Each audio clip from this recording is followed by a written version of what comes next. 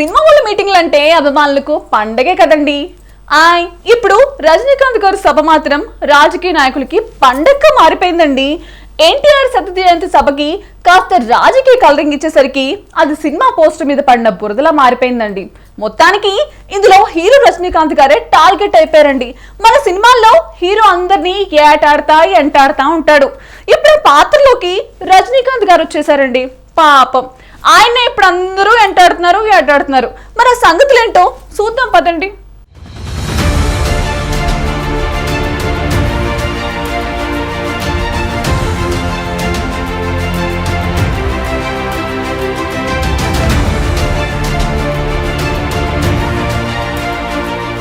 తలైవా అని ముద్దుగా పిలుచుకునే తమిళ సూపర్ స్టార్ రజనీకాంత్ ఏం చేసినా సంచలనమే, ఏం మాట్లాడినా సంచలనమే. అందుకే మీడియా మేనేజ్మెంట్లో కాకలు తీరిన చంద్రబాబు ఈసారి ఎన్టీఆర్ శత జయంతి ఉత్సవాలకు పాన్ ఇండియా స్టార్ రజనీకాంత్ని పిలిచారు. అది వ్యూహాత్మకమో తెలీదు. అయితే ఇప్పుడు పాన్ ఇండియా హీరోలని అందరినీ అంటున్నారు. కానీ అసలు దక్షిణాది నుంచి తొలి పాన్ ఇండియా హీరో ఎవరంటే రజనీకాంత్ అనే చెప్పాలి. ఆయనకు అభిమానులు మన దేశంలోనే కాదు విదేశాల్లో కూడా ఉన్నారంటే అతిశయోక్తి కాదు. ఆయన నటించిన ముత్తు సినిమా జపాన్లో సూపర్ హిట్ అయిందంటే ఆశ్చర్యం అనిపించక మానదు.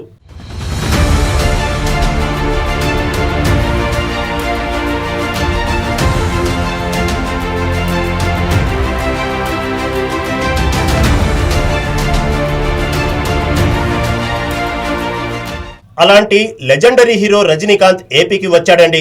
అది ఎందుకంటే నవరస నటన సార్వభౌమ నటరత్న ఎన్టీఆర్ శత జయంతి ఉత్సవాలకు ముఖ్య అతిథిగా విజయవాడ విచ్చేశారు. ఆయన వస్తూనే తనదైన స్టైల్లో అభిమానులకు అభివాదం చేసుకుని నడుచుకుంటూ స్టేజీపైకి వెళ్లారు. హీరో ఎంట్రన్స్ వరకు సూపర్. ఇంతవరకు కథ బాగానే నడిచింది. అక్కడ నుంచి స్టేజీపై తన మార్క్ ఆఫ్ తెలుగు స్లాంగ్తో స్పీచ్ అదరగొట్టిన రజనీకాంత్ కొన్ని పంచు డైలాగులు కొట్టారు. అవి ఇంటర్వెల్ బ్యాంగ్లా మారాయి. తర్వాత వైసీపీ వాళ్లు వాటిని అందుకుని క్లైమాక్స్ కి తీసుకెళ్లారు. చివరికది బూమరాంగా మారి రజనీకాంత్ మీదకే వచ్చేసింది. అతిథిగా వచ్చావు, ఎన్టీఆర్ గురించి మాట్లాడావు, సినిమాల గురించి మాట్లాడావు, అంతా బాగానే ఉంది. నీకు అచ్చిరాని రాజకీయాలు ఎందుకు? తెలుగులో నువ్వెప్పుడైనా కోడెట్టావా గుడ్డెట్టావా అని హీరోని కూడా చూడకుండా డైలాగులతో వైసీపీ నేతలు ఇరగకుమ్మేశారు. తన మానాన తను సినిమాలు చేసుకుంటూ వివాదరహితుడిగా ఉన్న రజనీకాంత్ని తీసుకొచ్చి స్క్రిప్ట్ ఇచ్చి ఇంత రాజకీయ బురద అంటించారని వైసీపీ నేతలు దుయ్యబడుతున్నారు. లేకపోతే తనకివన్నీ ఏం తెలుసునని ప్రశ్నిస్తున్నారు.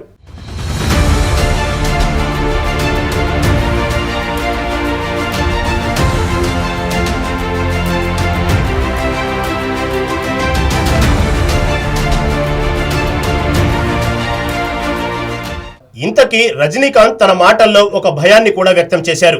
ఈ రాజకీయాలంటే నాకు పడవని కూడా అన్నారు. అంటూనే చంద్రబాబుని ఒక్కసారి ఆకాశానికెత్తి కింద పడేశారు.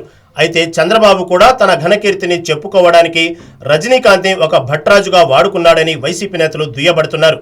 ఇంతకీ రజనీ ఏమన్నాడో చూద్దాం రండి. బుద్ధి ఏం మాట్లాడాలో చెబుతుంది, సమర్థత ఎలా మాట్లాడాలో చెబుతుంది, సభ ఎంతసేపు మాట్లాడాలో చెబుతుంది, అనుభవం ఏం మాట్లాడకూడదో చెబుతుంది. ఈ సభను చూస్తే రాజకీయం మాట్లాడాలనిపిస్తుంది. వద్దురా రజనీ, జాగ్రత్త, రాజకీయాలు మాట్లాడొద్దు అని అనుభవం పదే పదే చెబుతోంది. కానీ నా ఆప్తమిత్రుడు చంద్రబాబు నాయుడు గురించి కొన్ని ముక్కలు చెబుతానంటూ అడ్డంగా ఇరుక్కుపోయారు. తన మనసు చెప్పే మాటలు విని డైలాగ్స్ అక్కడే కట్ చెప్పి ప్యాకప్ చెప్పాల్సింది. కానీ భయపడుతూనే మాట్లాడాడు. చివరికి తాను అనుకున్నంత అయ్యి పూడిసింది. జ్ఞానం చెప్తుంది, బుద్ధి చెప్తుంది ఎలా ఏమి మాట్లాడాలా అని. సమర్థత్వం చెప్తుంది ఎలా మాట్లాడాలా అని. సభ చెప్తుంది ఎంతసేపు మాట్లాడాలని. అనుభవం చెప్తుంది ఏమి మాట్లాడాలా ఏమి మాట్లాడకూడదు అని. ఇప్పుడు ఈ సభలో ఇక్కడ ఈ సంచలన ఈ ఫ్లాగ్స్ అంతా చూసేటప్పుడు రాజకీయం మాట్లాడాలా అనిపిస్తుంది.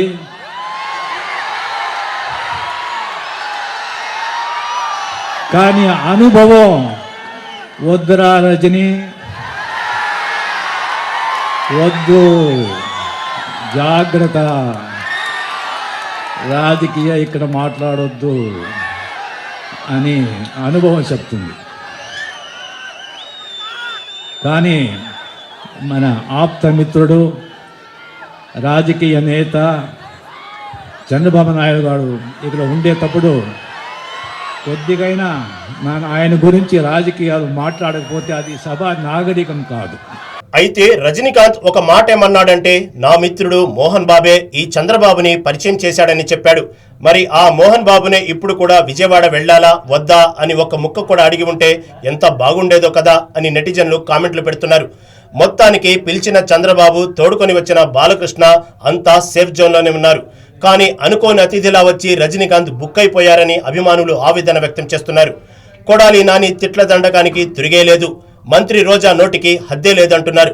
రజనీకాంత్ గారు, నేను హైదరాబాద్ కి మధ్యలో వెళ్తే అది హైదరాబాదా న్యూయార్కా అనే అనుమానం వచ్చిందని చెప్పాడు.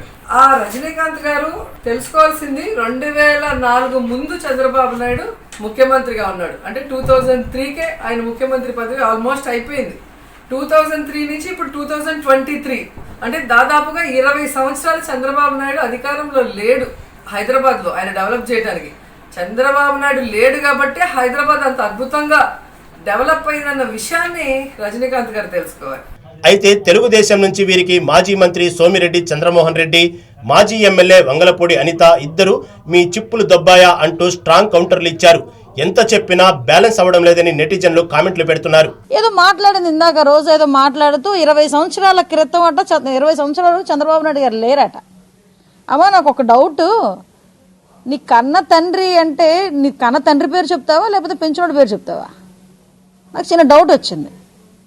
ఈరోజు చంద్రబాబు నాయుడు గారు ఐటీ రంగానికి నాంది పలికి హైదరాబాద్ని సైబరాబాద్ నగరంగా తీర్చిదిద్దడానికి ఆయన అంకురార్పణ చేసి ఆయన అక్కడ విపరీతమైన కంపెనీలను తీసుకొచ్చి అక్కడ పెట్టిన తర్వాత ఈరోజు అది అభివృద్ధి జరిగి ఈరోజు ఇప్పుడు పెద్ద హైదరాబాద్ సిటీ ఒక లండన్ సిటీలా మారింది అని సాక్షాత్ రజనీకాంత్ గారు లాంటి వాళ్ళు చెప్తే దానికి 20 సంవత్సరాల క్రితం లేరు.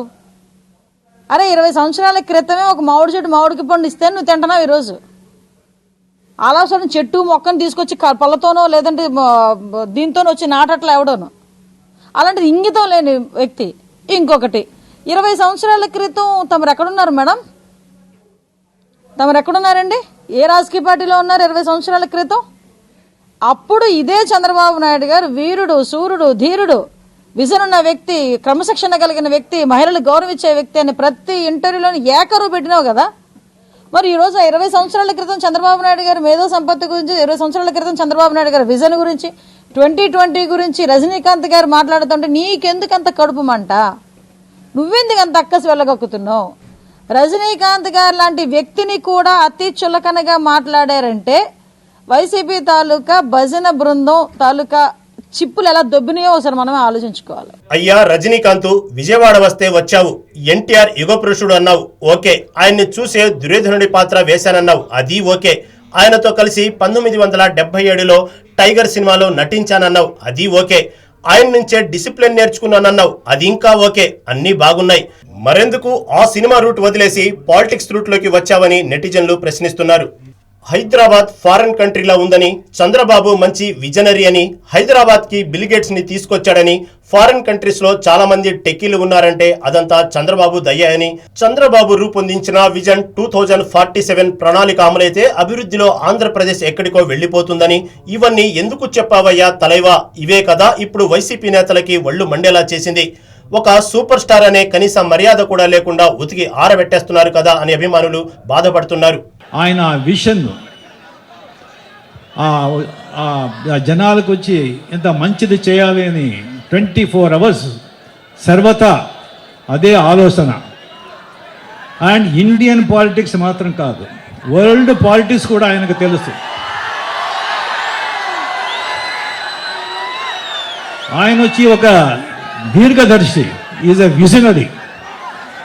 ఇది నేను చెప్పేది కాదు, ఇండియాలో ఉన్న అన్ని పెద్ద పెద్ద పొలిటీషియన్స్ వాళ్ళకంతా తెలుసు చంద్రబాబు గారి ఘనత ఏంటి, ఆయన టాలెంట్ ఏంటి అనేది. ఇక్కడ ఉండే వాళ్ళకంట బయట వాళ్ళకి చాలా బాగా తెలుసు.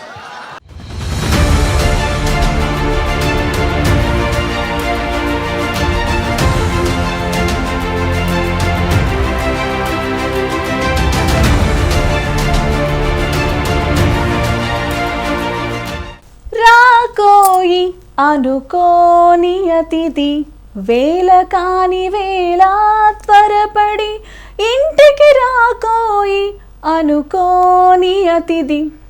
ఎంత గొప్ప పాట అండి. పాపం రజనీకాంత్ గారి పరిస్థితి కూడా అచ్చు ఇలాగే ఉందండి. హాయ్ ఆయన అంటూనే ఉన్నారండి పాపం, రజనీ రాజకీయాలు వద్దు అంటూనే ఆ బూర్దులో చటుక్కుని అడిగేశారండి. ఆయన మరో మాట కూడా అన్నారండి, బాలయ్య ఒక్క తన్నితే జీపు 30 ఫీట్లు ఎగిరి పడుతుంది, అదే మేము చేస్తే జనం చూడరు, అది బాలయ్యకే చెల్లిద్దని మెచ్చుకున్నారండి. కానీ ఇప్పుడు రజనీకాంత్ గారు చంద్రబాబు గారిని పొగిడిన పాపానికి ఎంత దూరం వెళ్ళి పడ్డారో ఎవరికీ తెలియదండి. ఇక మళ్ళీ జనంలో రాజకీయ సభల్లో అడుగు పెట్టరని కూడా ఒక టాక్ కూడా నడుస్తోంది.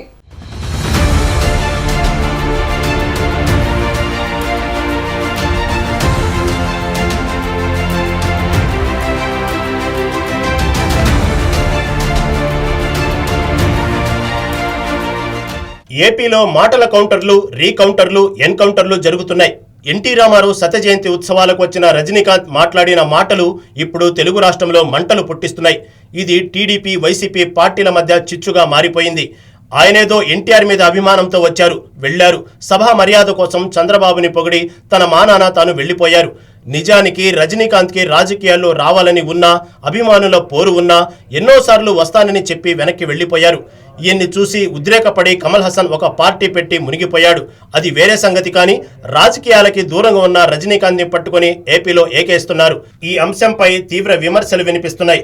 ఎన్టీఆర్ శత జయంతి ఉత్సవాలకు వచ్చిన రజనీకాంత్ చేత రాజకీయాలు మాట్లాడించడం కరెక్ట్ కాదని కొందరంటున్నారు.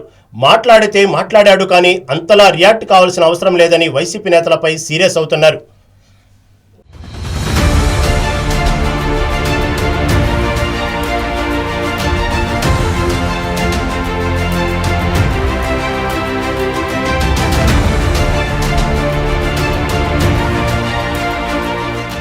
ఈ అగ్గి 2-3 రోజులు ఉంటుందండి. సినిమా హీరోలు కదండి, ఆ గ్లామరే వేరండి. సినిమా వాళ్ళ విషయాలపై మన జనానికి తెగ ఇంట్రెస్ట్ కదండి, మరో విషయాలపై ఉండవండి. ఎప్పుడు వివాదాల జోలకే వెళ్ళని రజనీకాంత్ పేరు బయటకు వస్తే ఎలాగుంటదండి? ఇప్పుడు అదే జరిగింది. ఓ 2 రోజులు అందరూ ఇని ఊరుకుంటే 3వ రోజు ఓ కొత్త వార్త వస్తుందండి. అది పెద్ద గీత వద్దండి, అప్పుడు ఇది చిన్న గీత అయిపోతుందండి. శివరాత్రికి ఈ మొత్తం వ్యాపారంపై చంద్రబాబు, రజనీకాంత్, బాలకృష్ణ నోట ఎలాంటి స్పందన వస్తుందని జనాలు మాత్రం ఎంతో ఆసక్తిగా చూస్తున్నారండి. కానీ వాళ్ళు మాత్రం నోరు మెదపడం లేదండి. మరి తర్వాత ఏం జరుగుతుందో ఈ ఎండి తెరపైనే చూడాలండి.